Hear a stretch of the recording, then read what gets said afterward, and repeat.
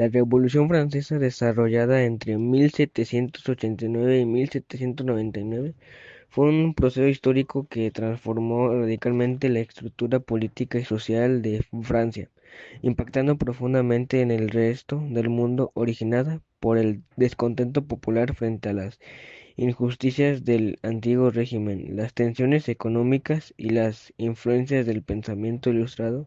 La revolución dio lugar al derrocamiento de la monarquía, la proclamación de la república y la promoción de principios como la libertad, la igualdad y los derechos humanos. Este acontecimiento no solo marcó el fin de una era, sino que sentó las bases de las democracias modernas. ¿Sabían que la Revolución de Francia no solo cambió el destino de Francia, sino que también inspiró movimientos revolucionarios en todo el mundo? La Revolución Francesa de 1789 a 1799 fue un periodo de gran agitación social y política en Francia. Fue testigo del colapso de la monarquía, el establecimiento de la Primera República Francesa y culminó con el ascenso de Napoleón Bonaparte y el comienzo de la era napoleónica. La Revolución Francesa se consideró uno de los acontecimientos definitorios de la historia occidental. Francia se dividía en tres estados: el clero, la nobleza y el pueblo. El clero lo conformaba la iglesia, no pagaban impuestos y la solía cobrar una décima parte de las cosechas a los campesinos. Regulaban los casamientos, los bautizos y legalizaban las difusiones. También tenía de educación. La nobleza la conformaba la monarquía, tampoco pagaban impuestos y formaba parte del testamento por nacimiento. El pueblo lo conformaban los campesinos y la burguesía. Carece de decisiones políticas y engloba el 97% de la población. Este último es encargado de pagar todos los impuestos. Estos impuestos iban directos hacia el monarca absolutista de todo, Luis XVI. Durante los últimos años en Francia se fue extendiendo una nueva corriente de pensamiento llamado Ilustración. Esta defendía la razón sobre todas las cosas, creían en los derechos como la libertad y la igualdad, derechos que iban en contra del gobierno absolutista de la época.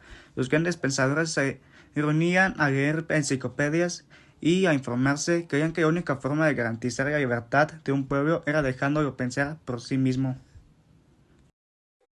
Las condiciones de vida del Tercer Estamento de Francia eran horribles. Había pobreza y miseria. El Tercer Estamento llegó a su límite y se dirigió a Versalles a quejarse a la esposa del rey. La reina María Antonieta se dice que cuando recibió quejas, ella respondió diciendo: pues déjenlos comer pastel, provocando una gran revuelta hacia los burgueses, la parte más rica del Tercer Estamento, pero sobre todo también a la población menos adinerada, que pedía un cambio.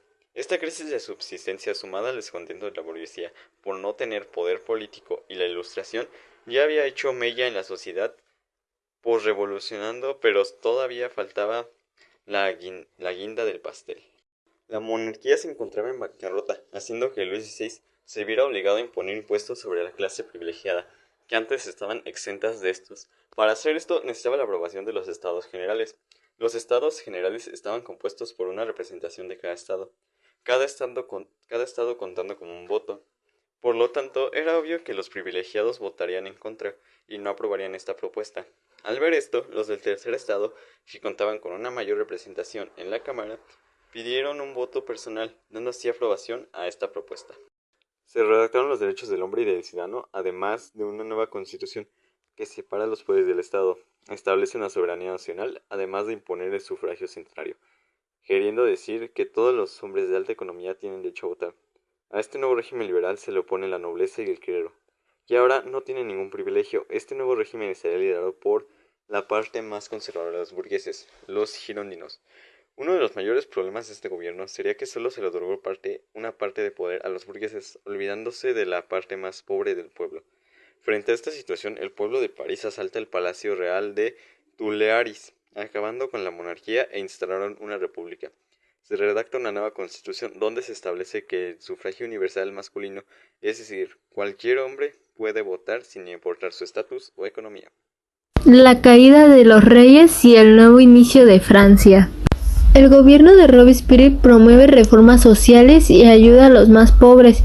Sin embargo, también condena a prisión o muerte a aquellos de sospecha contrarrevolucionarios, sin la necesidad de presentar pruebas. En 1793 y 1794 fueron ejecutadas más de 16 millones de personas, incluyendo a María Antonieta y al rey Luis XVI. Francia dio fin a los ciclos de opresión por parte de sus reyes, iniciando un nuevo comienzo. Los mandatos de Robespierre se convirtieron en una dictadura.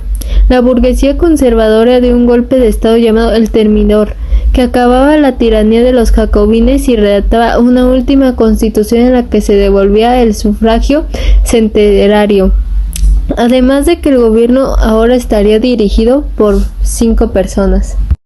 En conclusión, la Revolución Francesa destruyó la estructura federal y monárquica, estableciendo principios de igualdad, libertad y fraternidad. También, la Revolución promovió la creación de una república y la adopción de ideas democráticas, como la soberanía popular y los derechos humanos. Por último, la Revolución Francesa inspiró movimientos revolucionarios en otros países, extendiendo los ideales republicanos y de libertad en Europa y América.